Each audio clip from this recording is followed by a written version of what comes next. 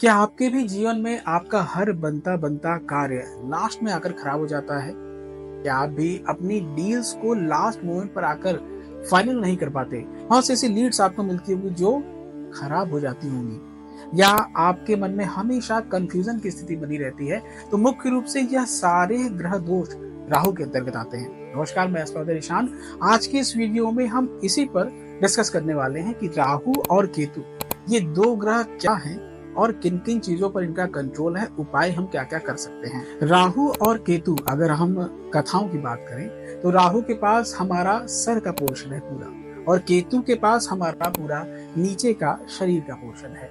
यानी राहु हमारे माइंड पर कंट्रोल करते हैं, सर में जो भी चीजें आती हैं हमारे माइंड पर कंट्रोल करते हैं, आंखों पर कंट्रोल करते हैं, कान पर कंट्रोल करते हैं, और जो भी हम बोलते हैं उस पर भी कंट्रोल करते हैं। तो जब भी आपके जीवन में राहु का समय आएगा तो इन सभी चीजों से संबंधित समस्याएं आपको जीवन में देखने को मिलेंगी। जैसे आपके विषय में जो लोग कहेंगे वो चीजें सही नहीं होंगी, उसको आप अपने कानों के माध्यम से सुनेंगे, आपको अच्छा फील नहीं होगा, या आप भी जो लोगों के बारे में बोलेंगे वो सही नहीं निकलेगा। ये बहुत मुख्य एक पॉइंट है राहु के समय का, इसका आपको विशेष रूप से ध्यान देना चाहिए। तो अब राहु के समय में आपको इस बात का ध्यान रखना है कि कोई भी ऐसी बिजनेस डील या कोई भी ऐसा काम जो आप चाहते हैं कि पूर्ण हो, तो उसके पूर्ण होने की संभावनाएं बहुत कम से कम हो जाती है, क्योंकि राहु बेसिकली कंफ्यूजन लाइफ में लेकर आते हैं। डिसीजंस आप सही नहीं ले पाएंगे, या जो डिसीजंस आप ले रहे हैं उसका रिजल्ट आपको सही देखने को नहीं मिलेगा। इन सभी चीजों को हमें ध्यान देना है। जब भी राहु का समय चले, थोड़ा पेशेंटफुली हम इस समय को डील करें। इसमें हमें धैर्य रखने की आवश्यकता है, क्योंकि हमारे डिसीजंस जो हम लेंगे वो सही रिजल्ट नहीं देंगे। केतु की अगर बात करें तो केतु के पास नीचे का शरीर का हिस्सा है, जी हाँ, बट सिर्फ शरीर ही है, इस चीज का ध्यान रखें, ऊपर का धड़ का हिस्सा नहीं। तो इस समय में केतु का जब समय रहता है तो हम कार्यों को कर देते हैं, क्योंकि कार्य हमारे शरीर के माध्यम से, हाथों से, पैरों से, इन्हीं सब के माध्यम से किए जाएंगे।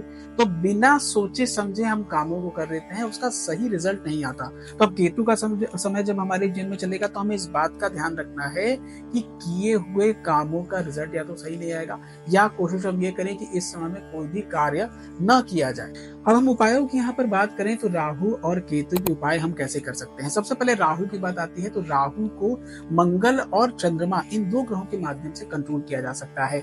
चंद्रमा इस वजह से क्योंकि अगर ग्रहों की हायरार्की हम देखेंगे तो उसमें चंद्रमा को माता का पद दिया गया है, और जैसा कि हम सभी जानते हैं हर बच्चा अपनी माता से हमेशा शांत हो जाता है। तो ऐसी स्थिति में आप जौ को जल में प्रवाहित कर सकते हैं, या फिर जौ को कच्चे दूध में डुबोकर अपने सिरहाने रख लीजिए और सुबह सुबह उसको जल में ले जाकर प्रवाहित कर दीजिए।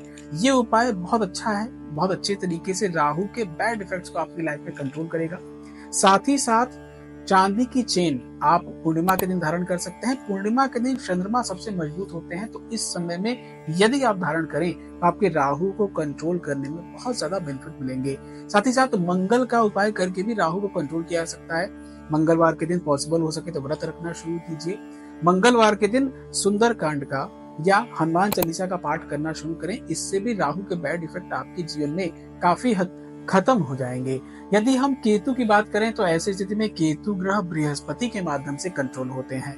बृहस्पति की उपाय बहुत सरल आपको बता देता हूँ। सबसे पहले माथे पर प्रतिदिन आपको चंदन का तिलक लगाना है। साथ ही साथ यदि आपके कोई बड़े भाई हैं, या आपके दादाजी जीवित हैं, या आपके घर के आसपास कोई ब्राह्मण अगर रहते हैं, तो ऐसी स्थिति में आप अपने बड़े भाई से संबंधों को अच्छा रखकर ब्राह्मण की सेवा करके, या आपके दादाजी भी अगर जीवित है तो उनकी भी सेवा करके केतु के बैड इफेक्ट्स को खत्म कर सकते हैं। साथ ही साथ आपके शरीर में जो ये कान है, ये भी केतु का ही स्थान माना गया है। पॉसिबल हो सके तो कानों में सोने की बालियां आप पहन सकते हैं, या फिर आप चंदन जो है कान के पीछे भी लगा सकते हैं। इससे भी आपकी कुंडली में केतु का अशुभ फल काफी हद तक शांत हो जाएगा। राहु और केतु ग्रह को शांत करने का कुछ और भी आसान और सरल उपाय बता देता हूँ। घर का जो किचन है, अगर वास्तु की दृष्टि से राहु केतु को शांत करना हो तो क्या कर सकते हैं। घर का जो किचन है वो भी मंगल का स्थान माना गया है। वहां पर भी अगर हफ्ते में आप प्रतिदिन पॉसिबल हो तो प्रतिदिन आप भोजन कर सकते हैं, या हफ्ते में 1 या 2 दिन भोजन करना चाहें तो कर सकते हैं। इससे भी राहु का बैड इफेक्ट काफी हद तक खत्म हो जाता है। साथ ही साथ केतु के बैड इफेक्ट को खत्म करने के लिए आपके घर के आसपास कहीं पर अगर मंदिर है तो वहां भी लाल रंग के झंडे का दान करिए, या घर में जो सबसे ऊपर, बहुत से लोग अपने घरों में सबसे ऊपर छत पर झंडा लगाकर रखते हैं, पॉसिबल हो सके तो वहां पर भी लाल रंग के झंडे को आप लगाकर अपने हाथों से रखिए। इससे भी केतु का बैड इफेक्ट आपके जीवन में काफी हद तक समाप्त हो जाता है।